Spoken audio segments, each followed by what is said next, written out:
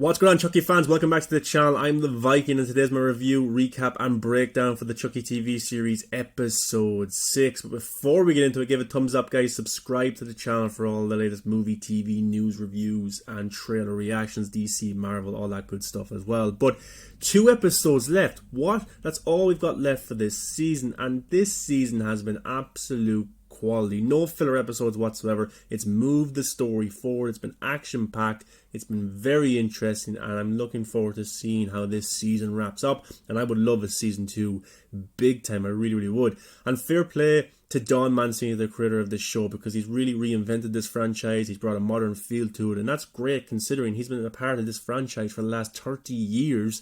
And he's still able to knock it out of the park. So that's awesome stuff for him. But this episode was really, really good. It was full of information. The legacy characters are finally back. And we open up this episode with Andy and Kyle from the original Child's Play trilogy. Because we know that Andy has been hunting down Chucky Dolls to kill them because Charles E. Ray put his soul into multiple Chucky Dolls. So they go to this house in Charleston, South Carolina. And they're asking this family, look, we're here to do a census. So can we come in? So they go in and they're talking to this family, and Kyle is very good about being subtle with the questions, but then you have Andy, who's very much on edge and is like, do you have a doll? Do you have a doll here? So the young girl goes and gets her doll, and of course it's one of the Chucky dolls, but this doll is named Charlie, and Chucky's like, you made me do this, and he's about to stab the little girl, and the parents are like, oh my god, what? The doll's been alive this whole time? And Andy gets up, he has a gun, and he's able to shoot Chucky right in the head. Brilliant stuff. I don't think it killed Chucky straight away. It had to take Kyle and Andy with multiple bullets to kill this Chucky doll, but that was pretty cool right there. And some of the blood goes onto Kyle's face. The parents are scared, they can't believe what's going on. And then an awesome shot right here, very Pulp Fiction-esque, Andy and Kyle just shooting down this Chucky dolls. That's brilliant right there, and that's what they've been doing. They've been hunting down Chucky dolls, or these good guy dolls, because of the soul of Charles E. Ray that might be in them. Then a very good scene of the two of them in the car driving. It seems like Kyle has been able to move on with her life in a way. She has a husband, she lives a good life, but she's still helping Andy. But Andy hasn't. Andy is kind of messed up. Of course he is. Look what happened to him in Child's Play 1, 2, and 3.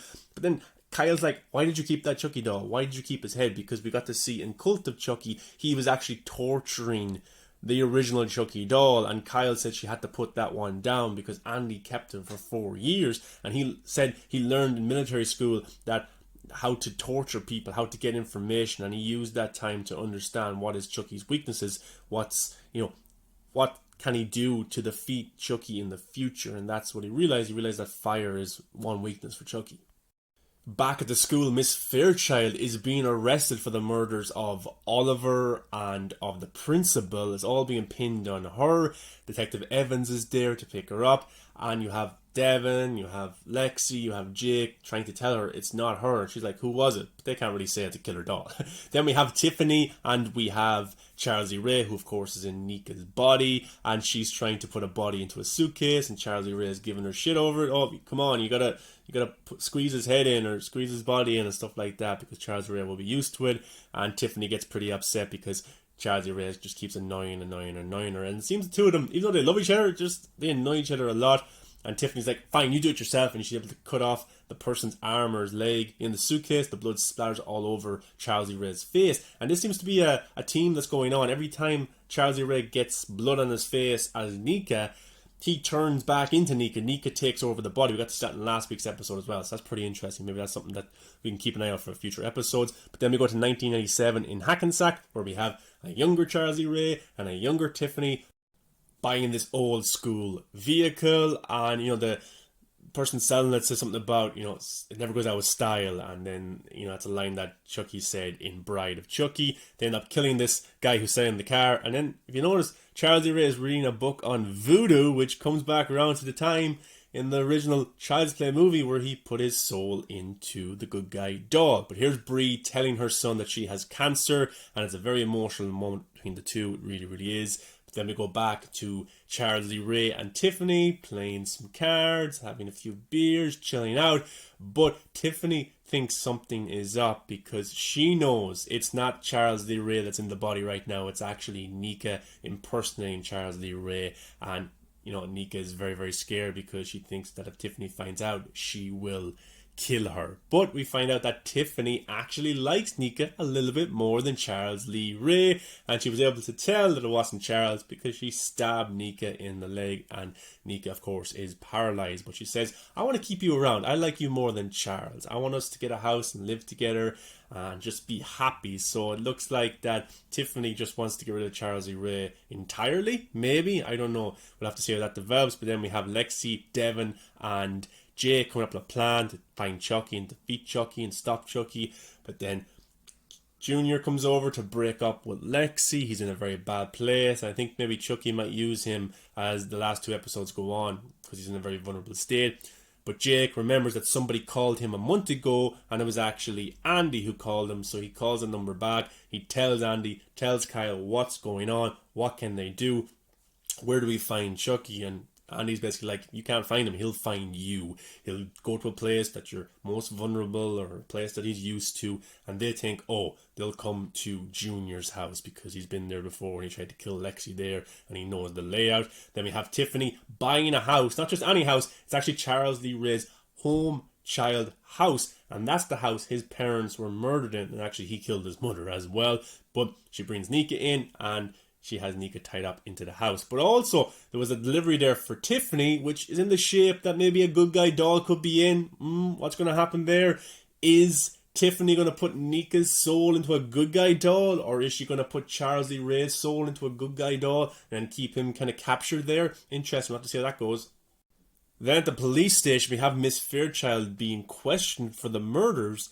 And Detective Evans tells her that she knows about her juvenile past. So there's been theories out there that Miss Fairchild could actually be Glenda from Seed of Chucky, but we don't know yet. All we know is that she has a mysterious past and Chucky has framed her for these murders. But why?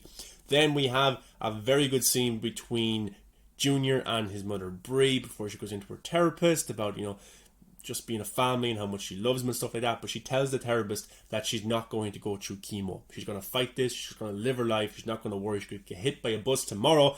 So she's just going to live her life, the rest of it, with her family. She's looking out this window here, pretty cool shot, looking down at her son probably in the car. And Chucky is there, of course. And he pushes this kind of cart into Bree at the window and she falls through it. And I was not expecting Bree to be killed off this way. I thought that she would die, yes, but I thought it would be due to the cancer and then there would be a funeral that way. But she was actually murdered and Chucky made it look like suicide.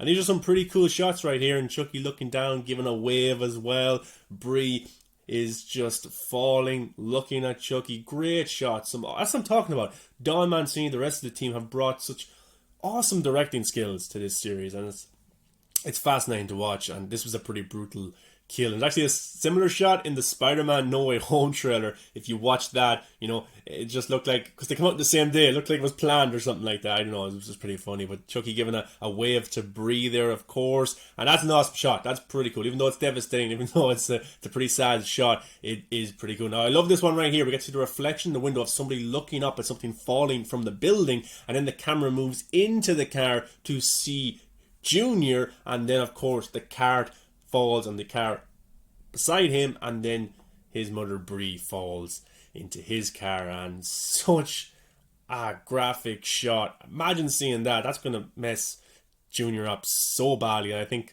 Chucky could be maybe looking at him as a vulnerable person to use for his own killing spree, because he's tried it with Jake and he's tried it with Lexi in this episode as well. So we'll have to see how that goes. And he tells Jake to stay away from him, really. But then we have Devin, who's watching that Robert De Niro movie Cape Fear, which is about like prison and traps and stuff like that. He can do some research with Chucky. And then he has a sweet moment with his mother where he tells his mother that he's gay and he likes Jake, and she's okay with that. She doesn't mind that whatsoever. So pretty sweet moment right there.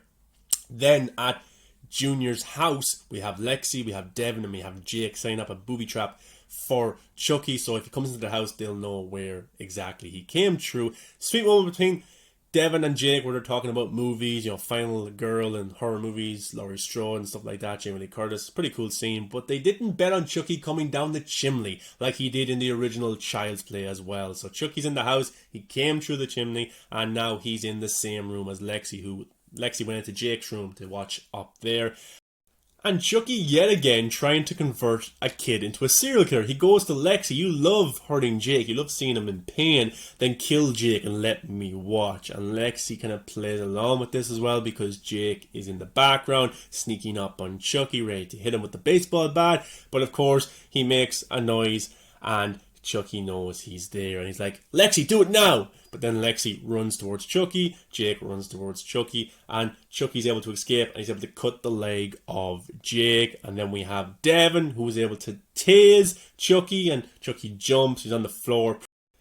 Pretty funny moment here with Chucky where he goes, I'm too old for this shit. So that's awesome there. Chucky's been doing this for a long, long time, 30 years. But yeah, and then he gets up and instead of killing Jake and Lexi and Devin, he runs towards Devin with the knife, but he doesn't look like he's trying to kill him. Maybe he wants to keep these children alive for his big master plan, which we don't know what it is yet. We don't know what Chucky is doing, what's his intentions with Hackensack since episode 1. We just don't know yet, so hopefully that's cleared up in the last 2 episodes. But yeah, Chucky's able to escape, and somehow Devin's mother's here, and Chucky jumps on her back. She's like, what the hell, there's a doll on my back, and her fear of Chucky kind of is true, you know. She always thought there was something up with that doll, and then she falls down the stairs and actually breaks her neck. So I was not expecting Bree and Devin's mom to die because of Chucky at all in this episode. That's 2 major deaths with 2 episodes left, and you can see the devastation on Devin's face, on Jake, on Lexi, watching his mother, Detective Evans, on the ground and her neck broken. So that's a very graphic scene as well. 2 very graphic scenes in this episode, and yeah, the show isn't holding back. It's killing off characters left, right, and center. And that's what you expect from a Chucky TV series. Chucky does not give a shit. He will kill whoever he wants. But we've got so many questions left going into the last 2 episodes. What's Tiffany's plan with Nika and that doll that she has? Kyle and Andy, where will they come into it as well? Is Glenda going to be in it? Is that Miss Fairchild? Tiffany hasn't talked about her children whatsoever either. What's going to happen with Jake, Devin, and Lexi? Can they stop Chucky? And will we get a season 2? I would love a season 2. I've loved this season so much. I've loved breaking it down for you guys, talking about it online, because it's been so much fun and the show has been so well done. I was not expecting it to be this good. It's been outstanding. So fair play to everybody involved. That is amazing stuff. But guys, did you like this episode of Chucky, episode 6? Really appreciate you watching my recap, breakdown, and review for it. Give a thumbs up, subscribe to the channel for all this good movie and TV news, reviews, and breakdowns. And I'll see you in the next video, guys. Thanks for watching.